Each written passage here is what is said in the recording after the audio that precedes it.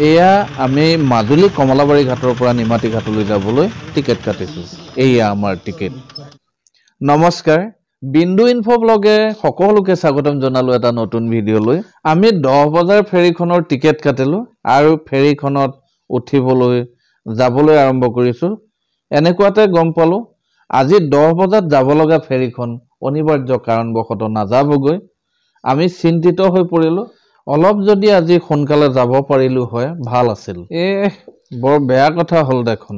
কাইলৈও গাড়ী নচলে, কি কৰা যায়। এনেকুৱাতে এখন ফেৰী আহিল, নিমাতী ঘাটৰ পৰা এখন ফেৰী আহিল আৰু যাত্ৰীসকল এয়া নামিছে।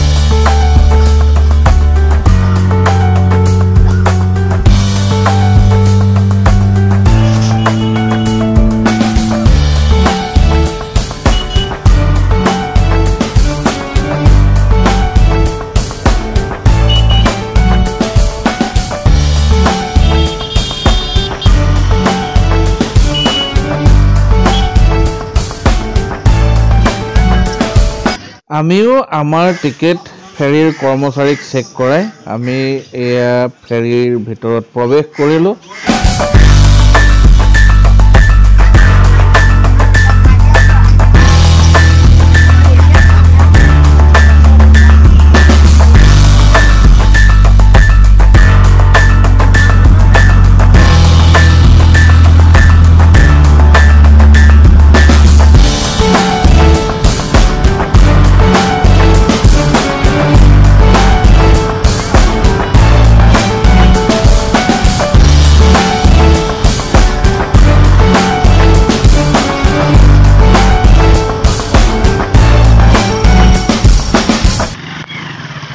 এইটো নিমাতী ঘাট, যাত্ৰীসকল ফেৰীৰ পৰা নামিছে, আমিও নামিছো।